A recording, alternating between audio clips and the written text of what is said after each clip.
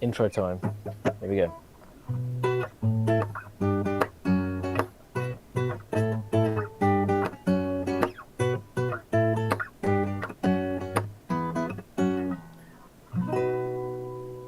Okay, welcome everyone. This is the second HorrorVale Halloween Q&A. My name is Matthew. I do the music and the sound, and with me is Dustin, who does everything else. Well, that's one way to put it. Uh, A it's lot of art. accurate. It's Yeah. very Well, accurate. most of the art. So yeah, You, that's true. That's true. Since beginning, we have recruited other artists. We've got to shout out Dan for his amazing work on maps. Um, you know, we've got some good stuff going. So we will get started with the questions. We've got one on Twitter, just the one little lonely question, and we've got a good few on Discord. So we will go to Twitter first.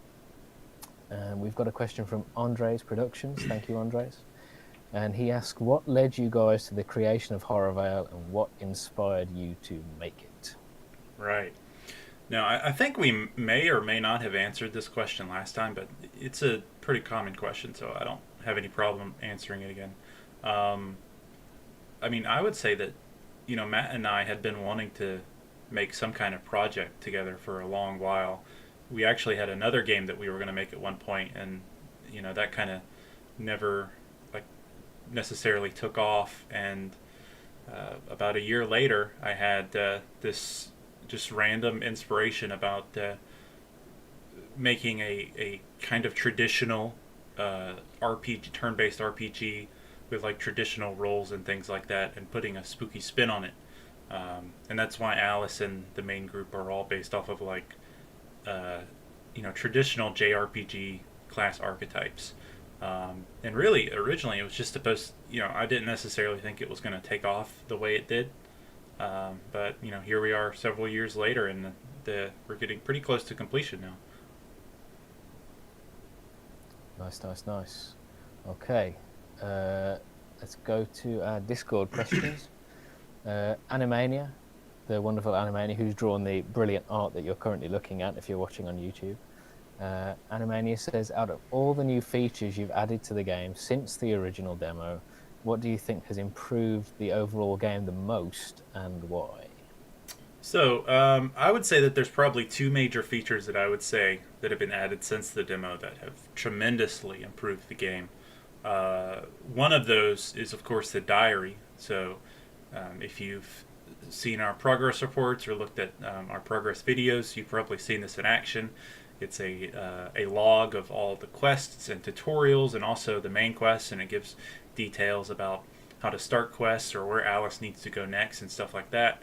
In the original demo, that kind of stuff, you listen to an NPC and then you walk somewhere and you already forgot about, what am I doing? And then you have to go back and talk to them again. It makes it a lot easier to uh, not get lost trying to find things. And another thing that helps with that is the second feature, which is the map, which is amazing. In most major areas in the game, you have the option to open a map that shows you a pretty basic view of the various areas around you. It shows you where you are now, what's to the left or right of you, and you can scroll around through it and see the names of locations. So if like an NPC in a quest mentions a certain location, rather than just guessing or trying to remember, you just open the map and it's like, oh, that place, I can go there. Okay. I would say that those two features are probably the best improvements compared to the demo, besides basic stuff like graphics and things like that. It's those little quality of life improvements that sort of all add up and make just a nicer, more pleasant playing experience, don't Yeah, they? absolutely. So King Rule says, "Can I get a whoop whoop?" Whoop whoop. Whoop whoop. Okay. Hazard, what is your opinion on the content of Act Three? That's a pretty general question. What do you think of Yeah. Act Three? Well, I mean, Act Three is a very different act than the other ones. It's you have two major locations which are very focused, and uh, a lot more planning and work went into those areas than previous areas. I think that I personally love Act 3. I love both of the parts of it, but I also get the feeling that it will be a kind of divisive act where some people who play it are just going to absolutely love it, and some people who play it will not be a huge fan of it and be like, when can I go back to the regular game? But I think that for what it does, it's I absolutely really love it. Although I would personally say that my favorite act is Act 2. Mm. I was when I read this question, I was thinking the exact same thing. That Act 3 is going to be divisive Yeah. because it's such a change. Like you've got Act 1, and then Act 2 is like more of Act 1 style stuff, but bigger and cooler. And then Act 3 is like, what's going on? But I think people are really going to love it. I love it anyway. Yeah, Not I mean, biased. from Um, your perspective, the music of it is pretty different compared to other stuff too. Yeah. that's true. There is a sort of shift in kind of the chunk of the tracks in Act 3, which is interesting.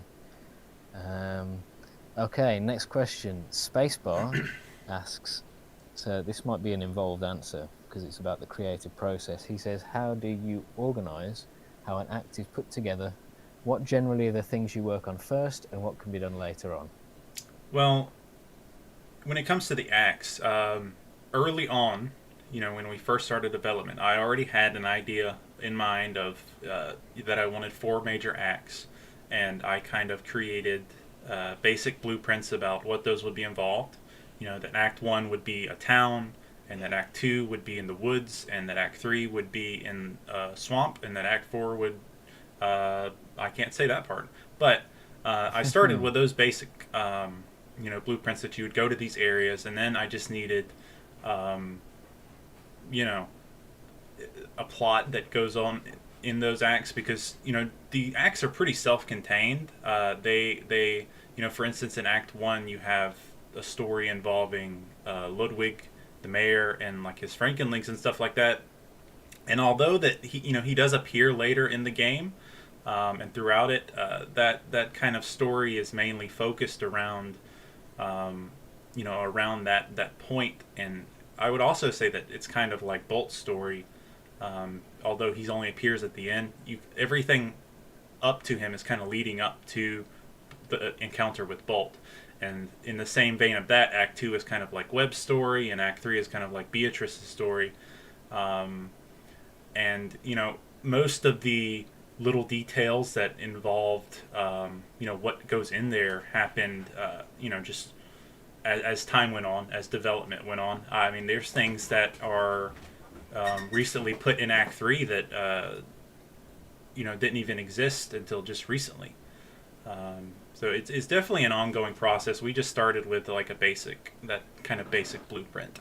A lot of the several of the final bosses of the acts were also thought of very early. So, for instance, before I even drew a single pixel, I kind of imagined that Act One would end with a boss fight, and then the boss would join the party, and that ended up being Bolt. Nice. Okay, this is just a reminder for those who are watching on YouTube. You can ask any questions you want in the chat. We're currently reading through ones we've got on the official HorrorVale Discord, which you can find a link to on our Twitter. But yeah, feel free to ask any. There is no cutoff at the moment. We have got time. So let's go to the next question. And I think I'm going to have to answer for this one. Your man says, why is the in-game music so loud? Like, can you add like a sound option? Okay, for the first part of that question, I would say, why are your speakers up so loud? But no, seriously, when I export the tracks, the idea is to make them as loud as possible without clipping, because it's much easier to turn something down than it is to turn it up. Generally speaking, like in the first demo that we put out, the music was way too quiet, far too quiet.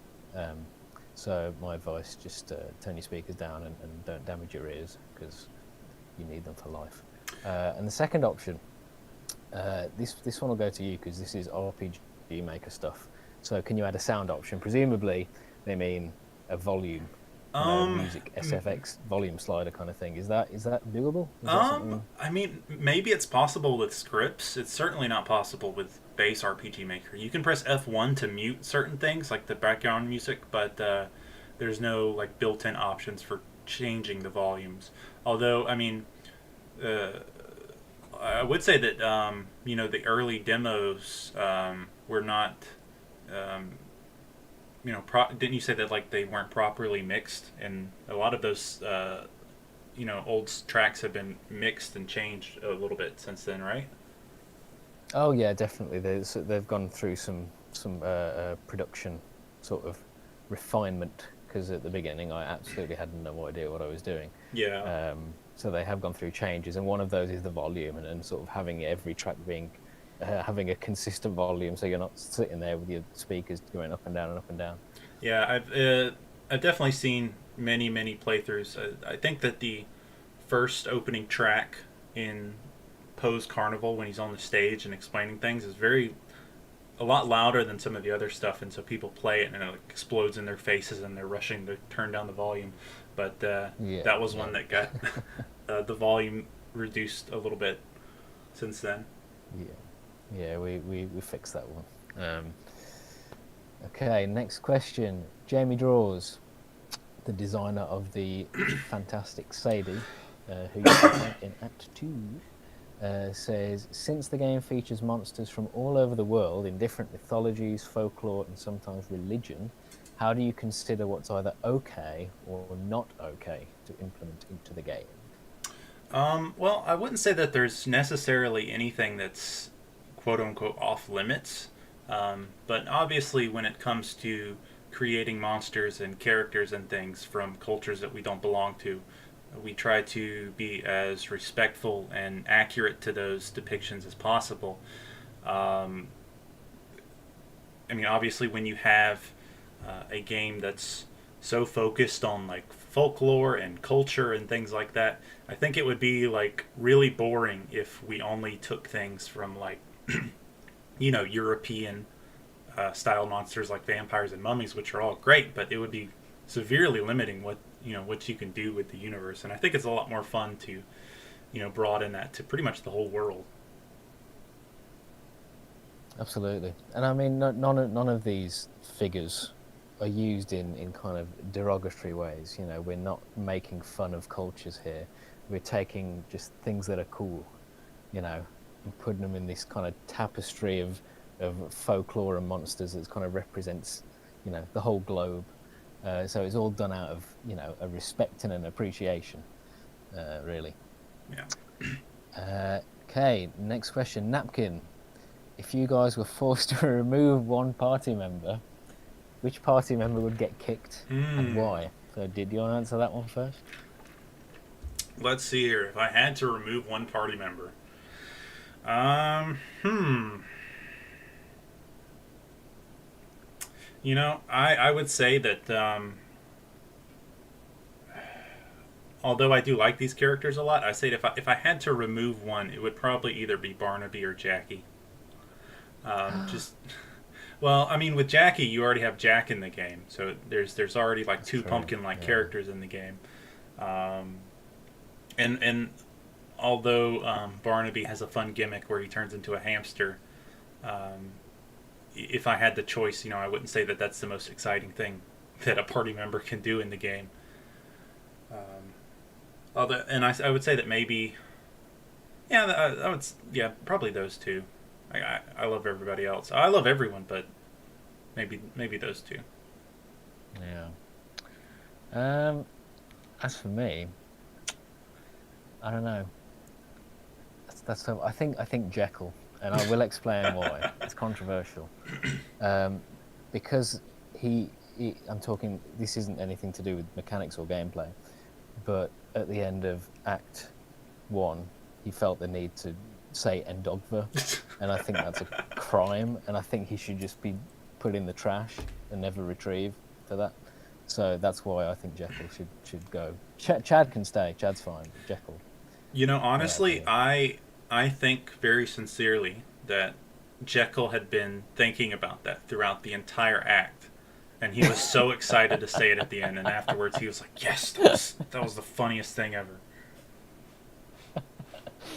Oh dear. He deserved to get bullied, really, didn't he? No, no, no. I'm joking. I'm joking. Okay. Next question. Sorry, Poppy. Next question is from Octo, who's got 3 questions for us. First one is, if you had to wipe every party member and have a bunch of the NPCs take their place, what are some that you think would be good picks?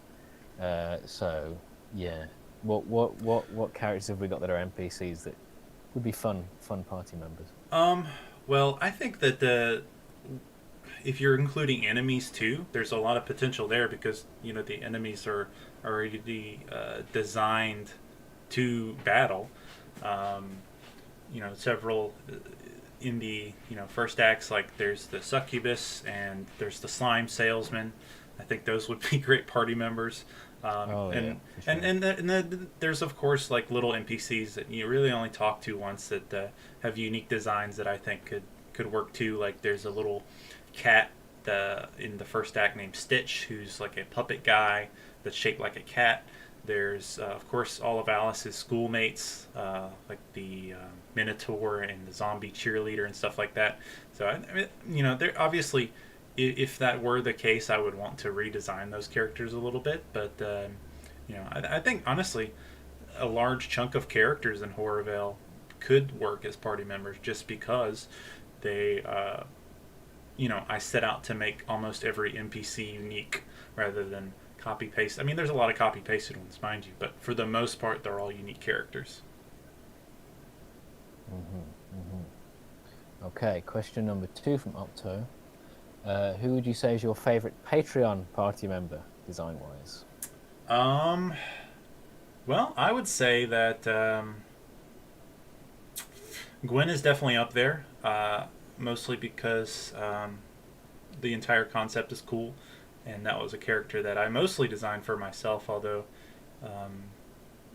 the original design was an adoptable that somebody bought, and it was a very anime-like character, which isn't necessarily a bad thing, but obviously she had to go under several redesigns to fit with the HorrorVale aesthetic.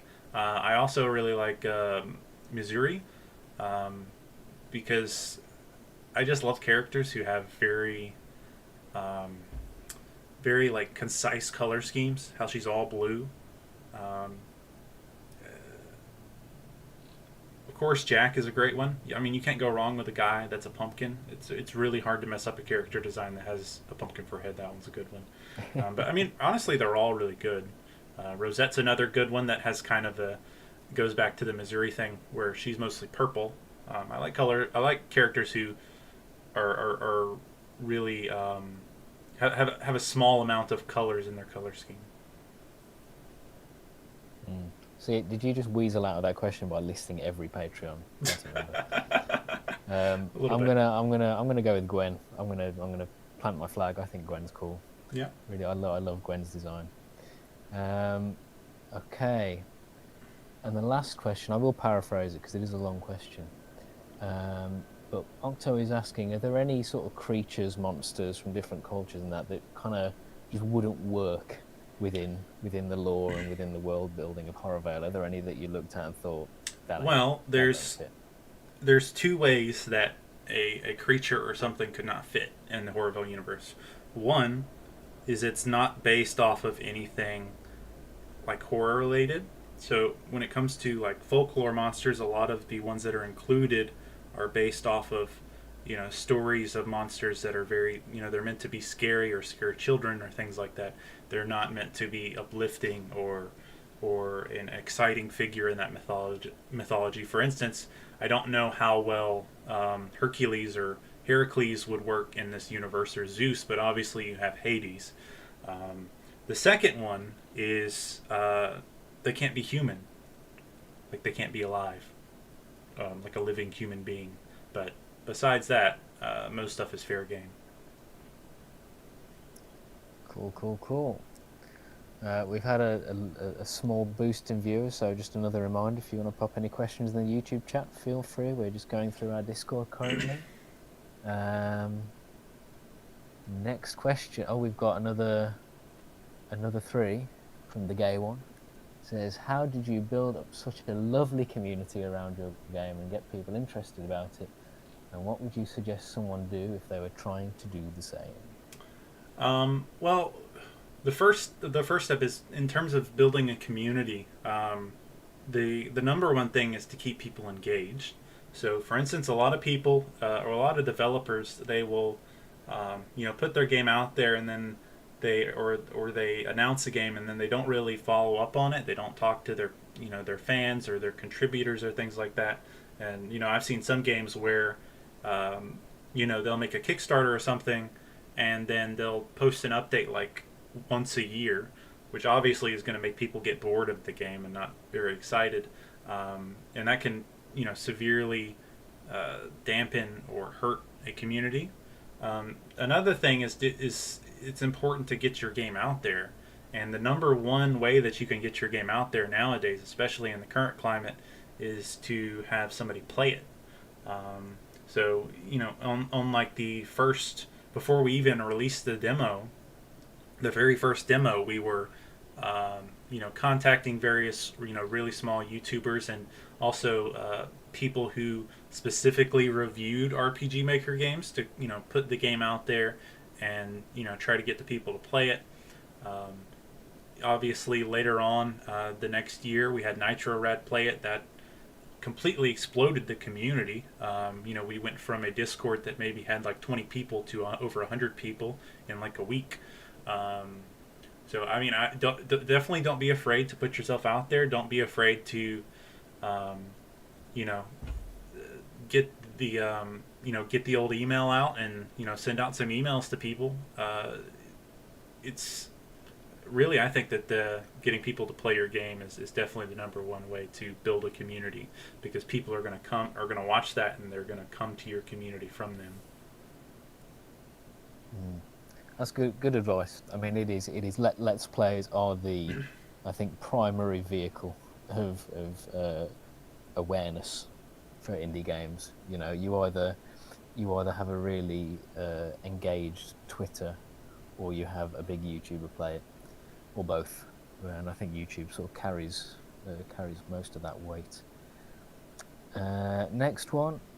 The same question really. How do you accumulate interest in players? We've sort of answered that. Yeah, well, I will say that besides the YouTube stuff, it's also like I said, it's good to just continuously update people. If you have, for instance, a Twitter or a Tumblr or a YouTube channel or some kind of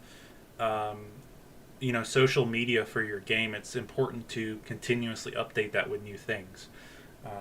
For instance, early on, we did a lot of like art design contests where people could design their characters and be in the game, and that gave us a lot of exposure. And even just regular stuff like occasionally posting things about the game. We've posted things before, just like some random aspect of the game on Twitter, and gotten followers from it. Yeah, consistency with the social media is really important. And it can be kind of demoralizing sometimes if you're posting stuff and you're just not getting any engagement whatsoever. But you gotta stick with it. It does pay off. Last one here from the gay one. Oh, okay. Also, why didn't you add any of the new quality of life changes to the demo in the recent build, even the small ones like the timer on Jekyll's transformation? Yeah, Dustin, why not? Well, why not? Come on, man. The main reason is time. So, believe it or not, the entire Halloween event was pretty much created over the course of 2 days. All of the content that's in there, well, most of it except for the final fight, obviously, were copied from the main build of the game to the demo build. And in doing that, I wanted to copy as little as possible, because the more of the main game that I brought over to the old one, the more likely there were for things to break. Especially with Jekyll. Jekyll is a complicated character. In the demo, he was very simple because there wasn't an actual in-game timer. It just, every 3 turns, he would change form, and that would not that wouldn't reset. That would reset after every fight. So, for instance, if you can go in 100 fights, and if you beat the enemy before 3 turns, he'll never transform. And in the newer version of the game, I wanted that timer to change over, and that caused a lot of complications. And I was afraid that if I completely change everything in the demo, something's going to break, and this is coming out in just a few days, so I certainly don't have time to set it all up. So the main thing is I wanted the main demo to basically be untouched, and then here's some extra stuff. Okay, we've got one more Discord question, and then I will get us to the questions that are coming through in the YouTube chat. Last Discord question is from Scott. Good old Scott. Hey, Scott. Is there anything that, looking back, you regret adding to the game or not adding to the game? I wouldn't say that there's necessarily anything that I regret adding to the game. Most of the things, in the game, I absolutely wanted in there. There wasn't anything where I was like, oh man, really wish I hadn't added that, because I think if there were a case like that, I'd probably just remove it, unless it was something like super major, I guess. In terms of things that I regretted that I couldn't add to the game, there were many things that originally were planned that either just didn't happen because it wasn't feasible, or because we didn't think there would be enough time, or because of a limitation of RPG Maker. So, for instance, in terms of RPG Maker, if you may not have ever seen this, but when you play HorrorVale and you tab out of the game itself will stop, but the music will keep going. And a lot of the cutscenes are actually timed to the music or sound effects behind them are timed to the actual cutscene. And if you tab out during a cutscene, the whole thing comes out of sync. And there's unfortunately really no way to do that, because of that kind of system is built into the core of RPG Maker. Maybe there's some way I've searched for scripts and things involved with it, and I haven't ever been able to find anything related to it. Pretty much everyone that I've read says that it's impossible. Another thing is, originally I wanted to have an animated battle intro. So if you look in the files, you tech-savvy data miners, you'll see like a big pumpkin face. And originally I wanted, rather than the screen just zoom in on the screen when you enter a battle, I wanted the pumpkin face to fly out and laugh. So you actually, when you start a battle, you hear the laugh in the sound effect, but that was a relic of that original system that I wasn't able to put in. And there's some other other smaller things that I wanted to put in the game. Like, I had thought about alternate costumes, but those can be kind of complicated to set up, especially because the characters change their sprites after death, and then they change them back afterwards. And then I also wanted to have so-called dual attacks. So, for instance, if you had two certain party members in your party, you could do a special attack and that kind of stuff. But those things would be cool to add if we ever, if we had time afterwards. So they're not completely off the table, but they're, I kind of pushed them off our list a long time ago. As for me, I regret that we added Scotty to the game, but we can't get rid of him now. So, yeah. Next, that's a joke, by the way. Next question, we're going to go over to YouTube now. Trihan asks, what made you decide to go with a swing style track for the battle theme? It's quite unusual, but it really works. Well, you Dustin, you sent me a reference track, didn't you? It was like a big band sort of jazz. I can't even remember the name of the song now. Yeah, I can't remember at all. It was that kind of style. Yeah, it was. Yeah, I would say that it's hard to say, because this is, you're talking years and years ago when we first started talking about this. But if I had to guess, it was probably inspired by Off. Pepper Steak. I probably listened to that. I was like, oh, I want this kind of battle theme. Mm-hmm. Yeah, it is different. It's obviously not a typical battle theme, but I'm really glad that we went with that style, because I've noticed that watching Let's Plays and streams and stuff, people seem to be kind of pleasantly surprised by it. That it's not just a sort of a normal orchestral sort of battle theme. And it's actually, Spooky Swing is one of those tracks that if I was making that today, I would be making lots of different choices for the production, like different effects and plugins and all that. but I haven't got the heart to touch it. I've just got to kind of leave it as it is. Even though it's kind of antiquated in terms of like how much I've learned since then, it's just got to stay. It's too iconic at this point, I think. And plus, Uh, it's also been kind of like the backbone of several other tracks. I mean, you've remixed it 3 times, I think, for different tracks. Yeah, yes, that's right. and Yeah, and yeah, yeah. and each So time you kind of put a different spin on it. that's right. So it's almost like if there is a HorrorVale theme. I mean, we do have a HorrorVale theme, not composed by me, of course, which you can find a preview of on our YouTube channel by the one and only Grant Kirkhope, which feels really surreal, just those words coming out my mouth. But Grant Kirkhope, of course, has done a track for us. Um, but yeah, Spooky Swing, it's kind of carries the HorrorVale style melodically. You know, if I think I've answered this in the last Q&A. So I said that, like, if you had to describe HorrorVale with music, I think Spooky Swing is how you would do that. Okay, next question. The Balkan filmmaker. When will there be the full version of the game? Okay, so there's 2 ways I can answer this. The one is like a really like sassy way, and then that would be to say when it comes out. But obviously, that's not a very good answer. So I would say it's very close. We're in the final stages.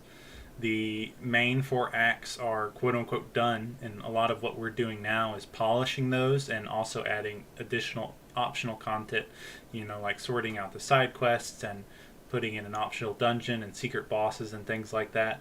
If all goes well, this certainly is not a release date announcement yet. But if all goes well, I certainly would not be surprised if it came out next year. Hmm.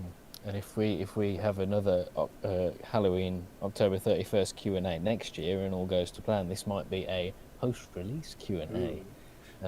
But we shall see. We might get a lot Yeah, more no, I viewers don't. then. Yeah, absolutely. Okay, PK Starstorm, 489, awesome name.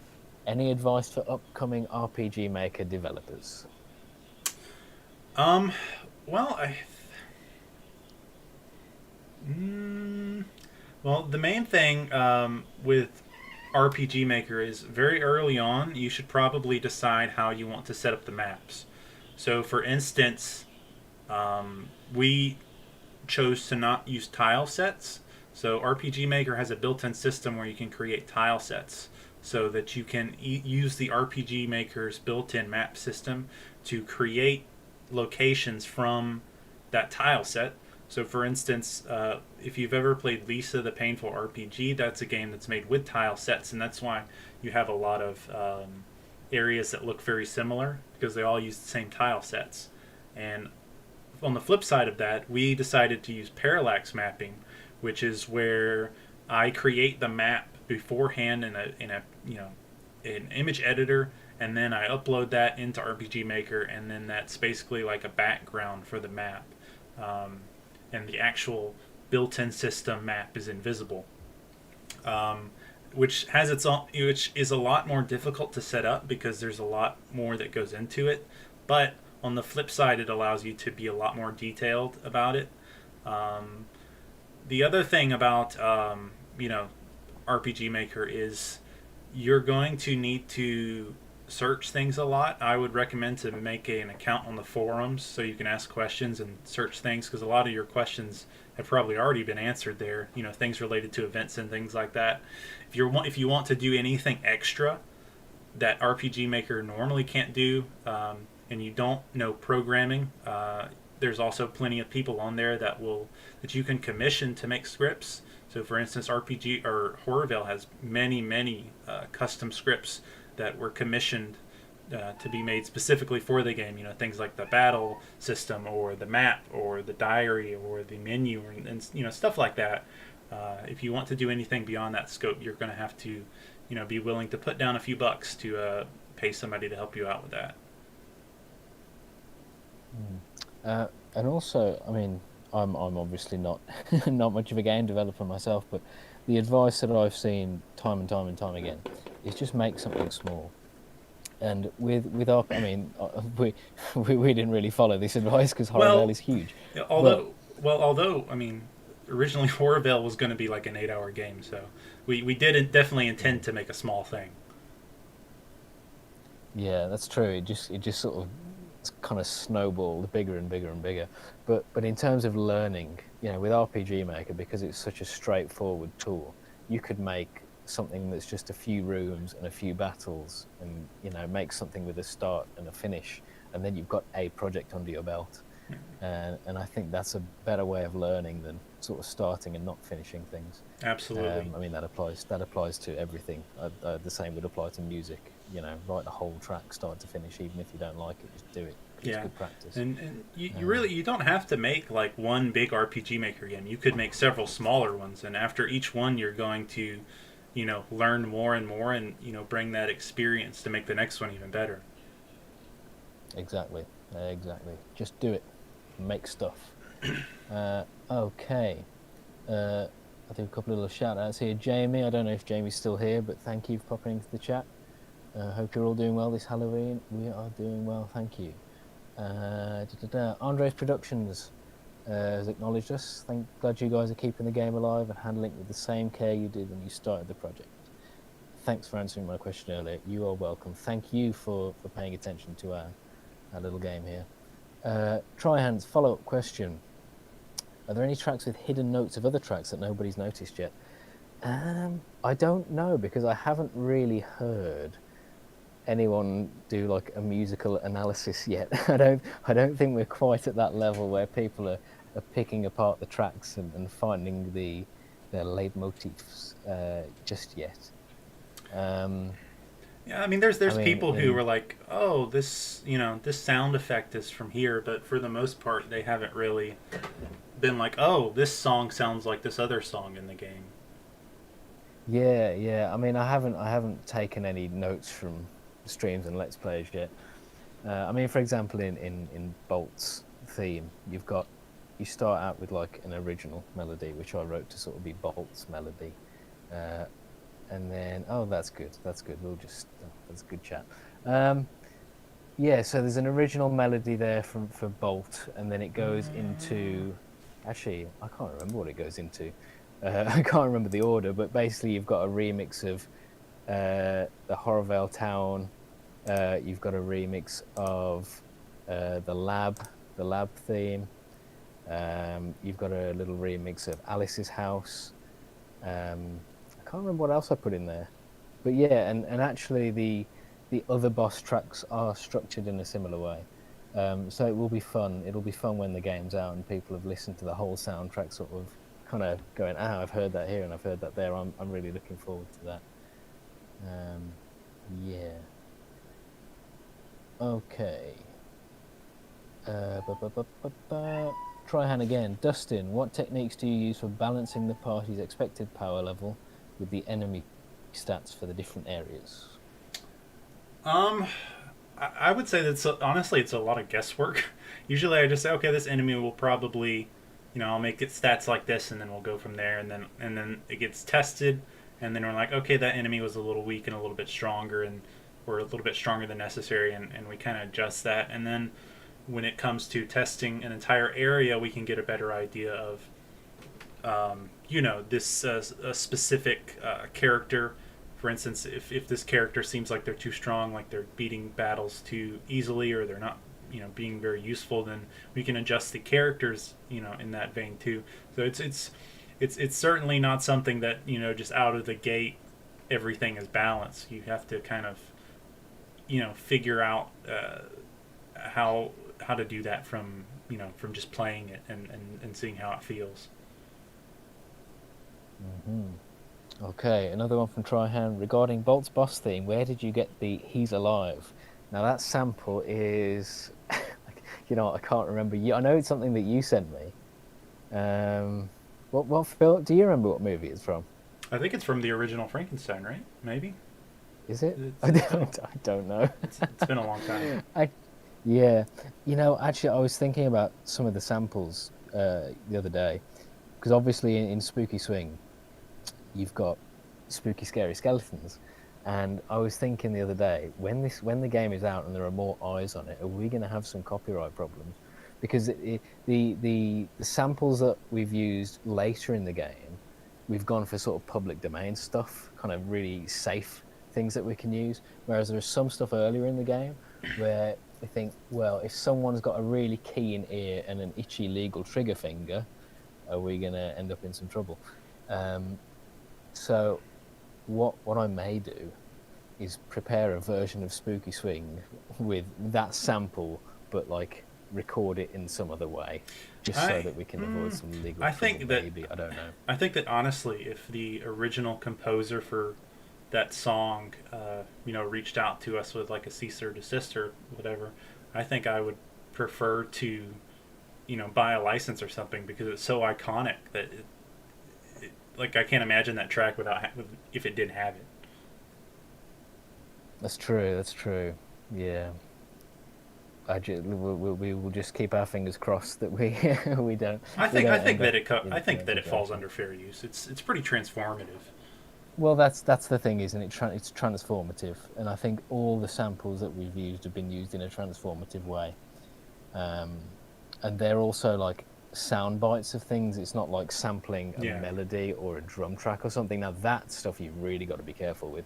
But when it's like a voice clip that's been modified and modulated, I think we should be okay. Um, okay, PK Starstorm 489 again. On the topic of music, do you have any advice for that? Music is terrific. Thank you. That's very kind. Advice for music: just make stuff. I have no formal music training whatsoever. Um, it's just I just get the FL Studio free trial and just make some stuff. It comes with a bunch of plugins. There's loads of free plugins. Like if you like game sound fonts and stuff, there's a plugin you can get called TX16W, TX16W, and it's like a kind of a sound font player.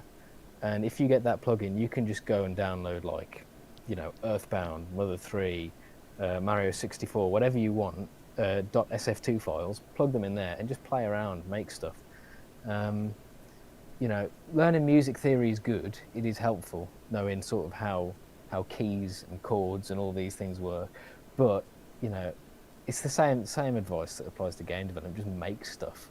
And with music, just make stuff that sounds good to your ears, you know, and just learn. If you're trying to make something and you don't know how to make it, go watch a YouTube tutorial, learn something, add another arrow to your quiver, and just make stuff.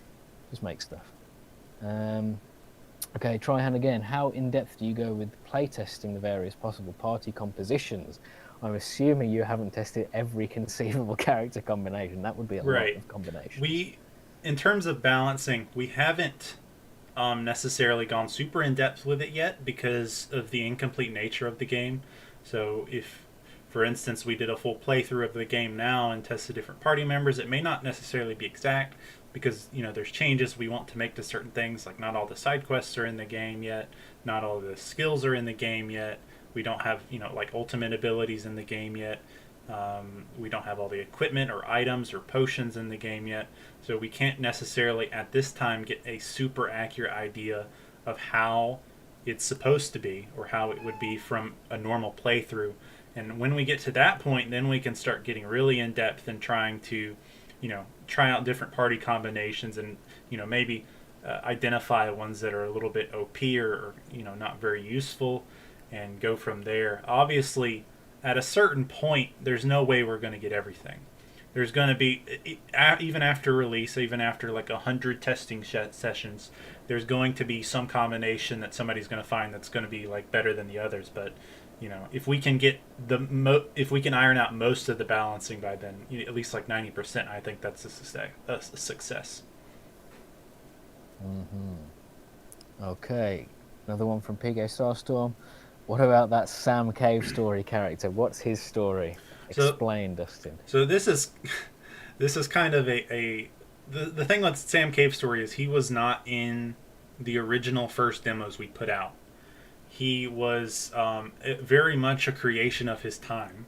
At the time when I added him to the game, it was a very big meme on Twitter to like like make a joke about Sans. I think that might have been around because Deltarune just came out, and so everybody who was playing that game would see Sans and be like, "Oh, look, there's Sans," and then people, created memes off of that where they would spell his name differently or wrong, and it was around that time that Nitro Rad agreed to play the game, and I was like, I'm gonna just put this in here as a joke, and I'm sure that Nitro Rad will find it hilarious, and he did, and then it just kind of stayed in there for all the other builds.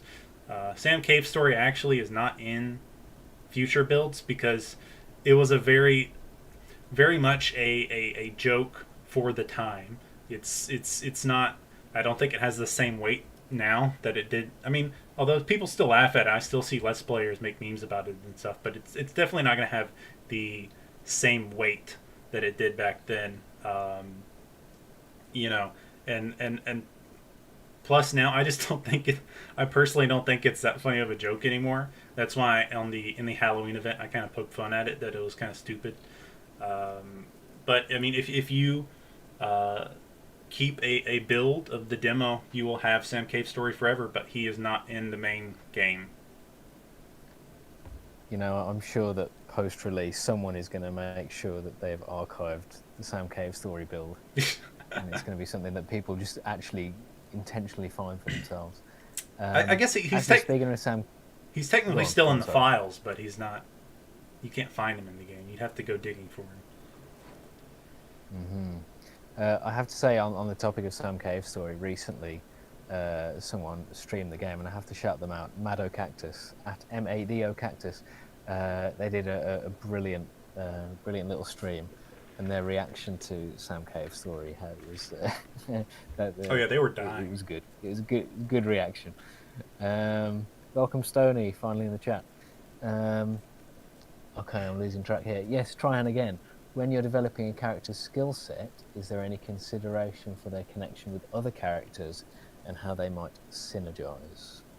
Yeah, so there are several characters who work better with other characters, and there's some characters who work better by themselves who don't necessarily have any synergy with other characters, but they're their own kind of thing. But you have some characters who have abilities that really help other characters. Of course, you have support characters like Raps that helps cure status effects and things like that. And you have characters that can buff attacks and buff other stats. And then you have some characters who can inflict statuses that help other characters. So, for instance, Missouri, and I think there's one other character. Yeah, Juno. I think Juno can do this. They can douse a character in water, and that gives them the douse status effect. And when they have the douse status effect, they have an increased damage to lightning attacks. So, for instance, if you have an enemy who's already weak to lightning attacks, and then you douse them, and then you Sick Bolt or Gwen on them, they're just going to get completely decimated. So you can, put some combination. There's some characters like that will, put together. It really depends on that specific character, and if we think that would fit. Like, there's some characters who are, better suited to being alone, who, for instance, Beatrice, she doesn't necessarily have any skills that help other characters. All her skills help her, put out as much damage as possible. Okay. Question from Poppy. Who were your favourite party members to work on?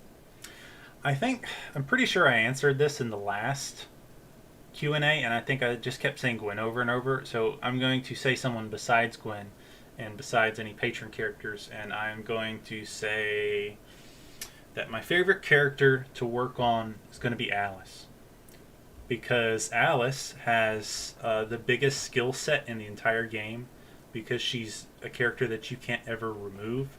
Her skill set is a lot wider. She has attacks that can heal, she has attacks that can damage, she has attacks that can revive characters, she has attacks that can create shields, and she has an attack, a special attack for every element.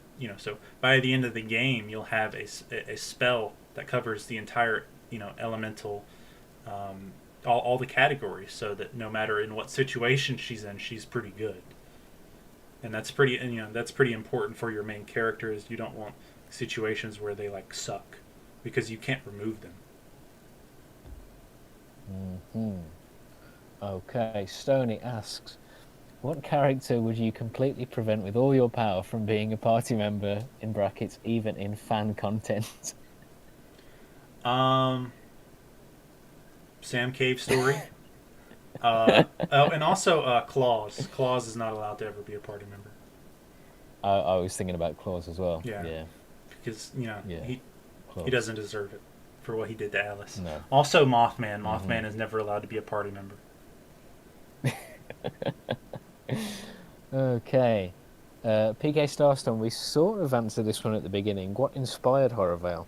But maybe we could get specific, like what kind of games, media, Yeah, what so kind of things. we Yeah. talked a bit about you know in terms of the technical things about how it was created and what us wanting to make a game together. But in terms of the actual inspirations, obviously there's big inspirations from Nightmare Before Christmas. I've always been a big fan of that film, and growing up, I would think about like the specifics of things. Like I would think like okay, you have this world, you have this Halloween town, but cosmologically, where is it? Is it an afterlife? Like these characters are supposed to be dead, so was Jack Skellington originally a living person? Um, and what is beyond the town walls? Like what is out there in those woods and beyond that?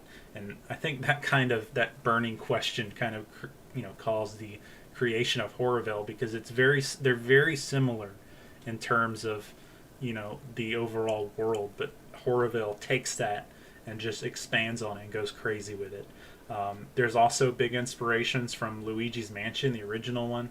That's probably one of my favorite games of all time. Definitely my favorite Mario universe game. I love the characters in it and the atmosphere that it creates. It's a very the newer Luigi's Mansion games are they're very good, but there's a certain like atmosphere that the original one has that the newer ones don't, and that was definitely an inspiration for it as well. I know that a lot of people are looking at Horrorvale and they're thinking that it's Earthbound inspired or that it's Undertale inspired because they're skeletons, although that wasn't necessarily something going in that I was thinking about. In actuality, like for instance, the battle system, which is very much Earthbound like, was not the original battle system that we had in mind. I originally wanted, because the original concept was very much based off of traditional RPGs, I was going to have it a side view where you would have all the four characters on one side and then an enemy on the other one. But the problem with that is because of the resolution of RPG Maker, I would have to make those characters like so small, and I didn't want to do that. So I kind of decided to have a front view with a character popping into doing attacks so you could see them. They would be on the side just like in my vision, but they would be bigger and you could actually, you could make out the details and things like that. And so in truth, the battle system that is in the game now was only created as a placeholder. I was like, okay, let's just put this in here for now, and we'll go from there. And it kind of developed, and I had custom scripting put in for it, so for the graves and the pumpkins and stuff like that. And now it's inseparable. But I would definitely say that probably subconsciously there's a lot of Earthbound inspiration in there. I think that Matt has certainly sampled a lot of Earthbound sounds, but in all honestly, I would say that rather than Earthbound, there's probably a lot more inspiration for Mother 3 in the game than Earthbound, because Mother 3, this might be a controversial statement, but I actually think that Mother 3 is a better game than Earthbound. um, I would say that those are probably the major inspirations. I was mainly looking for inspirations for world building and things like that. Obviously, from gameplay perspectives, those traditional turn-based RPGs like the original Final Fantasies and Dragon Quest and stuff like that are very clear inspirations in the gameplay. But that's basic traditional turn-based RPGs. Mm. I will have to agree with your controversial statement. I think Mother 3 is also better than Earthbound. But Earthbound is still incredible. Yeah, well, the problem we're is talking not about a night. Yeah, the problem is not a lot of people have played. Like, you can go on virtual consoles and things like that and play Earthbound, but you can't play Mother 3 yet. I think that maybe if Nintendo ever finally released it in the West, and a lot more people could play it, they would realize it's a much better game. Well, pigs can fly, and Nintendo might release Mother 3, but we will move on to our next question. Andres, genuine question I had during my playthrough because I got mad at it. Can you beat the super stubborn ghost without using the potion? I swear I was close to doing it without. You cannot. All of the red name enemies in the game have max health, and several of them actually have a status effect on them called immortality that makes them never die. So even if you get them to 0 health, they will not die. There are some changes to that in the full game. So the stubborn ghost and the super stubborn ghost will always remain immortal. Like, you can't kill them without the assault or the potion. But Pink Fiend and Grave Hands in the full game are actually beatable without, for instance, Grave Hands, you have to attack the cliff, but you will be able to beat Grave Hands as he is, by attacking him. It'll just be a lot more difficult. And there, of course, there will be little hints and things like that of the ideal way to do it, which is attack the cliff. But you will be able to beat Grave Hands traditionally. Like, it won't be like, oh, you hit him and then he takes no damage. And Peak Fiend will be kind of a similar case where he's very difficult to beat, but you can beat him. And if you do beat him, you get a special item from it that you can only elsewhere get from Zhang's premium shop, where it's a lot more expensive. So if you want that ring, you should probably kill Pink Fiend. Okay, Stony, what has been the most difficult song to make? Which one completely trolled you? That's easy. Is Mothman's theme? 100% no Oh contest. yeah, for sure. Because mainly because we did vocals, and that was really really difficult to engineer. Yeah, it was our first real foray into lyrical composition and creating lyrics for it. Yeah, it mixing and arranging that thing. I mean, I can't even tell you how long it took to mix and finish. It was a nightmare. The runner up for that, the answer to that question, is actually the song that I'm working on now, which I obviously can't talk about because it's super secret. But it's taken a really long time. It's a really important one too. It is a very important one. It's taken a while to get the style down, and I finally got the style down. But actually, yeah, definitely Mothman. By the time I'd finished with Mothman, it was like just a great big sigh of relief. Like, thank God I'm finished with this track. It was absolute. All the effort was worth it though, because that is like the greatest, stupidest song ever. It's amazing.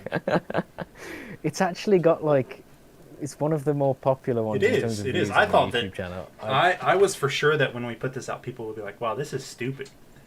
This is terrible." But a lot of people were actually like, "Hey, this is my jam." I think most of it is because the original song that we remixed was just too good. It's true. It's true. We were working off something that was already quite incredible. Okay. Is there any more questions? I think that's it for the questions. Yeah, and I can't see any more. We're just at the end point too, so that's perfect timing. Well, there we go. Nice one. Well, thank you everyone for coming. This stream will be available afterwards. It's not like the other one where you'll have to wait several months for it to make its way onto YouTube. Now this will be right up. On the flip side, there won't be any fancy editing or pictures that come up like the other one, but yeah, there will be some editing to remove the little thing before the intro that we did, but yeah, it'll be up pretty fast. All right, awesome. Well, thank you everyone for coming. Just a reminder, if you aren't aware, we have a Discord, which you can find. Can I just post a link in the chat real quick? Hang on. I don't think I have. Do I have to enable that? Yeah. I don't know. Well, it's in the description. Oh, is it? Yeah. Okay. It's in the description. Cool. Okay, check the video description, and you can come and hang out in the Discord with a bunch of awesome people. I've got to take this opportunity, like last time, just to say a great big thank you to the community, the people who have, given so much time to this project, people who have tested, people who have helped, bounce ideas off, people who have drawn fan art, made playthroughs and videos and fan games, and it's really really humbling Absolutely. You know, It's when you can see amazing. that people taking the time to make their own stuff based on stuff that you were creatively involved with. So, you know, you guys are awesome. Keep being awesome. And hopefully, you know, this time next year, Yeah. you might We have would. the full game in your hands. Yeah, and maybe we'll have another Q&A. We would like to keep doing community events as long as we can, even after the game is out. Cool. All right. Well, that's it. Goodbye from me. Goodbye from Dustin. I'll Yeah. say See you goodbye on his later. behalf. Thanks. Not that he can't speak for himself, but see you guys Yeah. around. Thanks, everybody, for a great Q&A, and we hope you guys have a great Halloween. Bye bye. Bye. Ooh.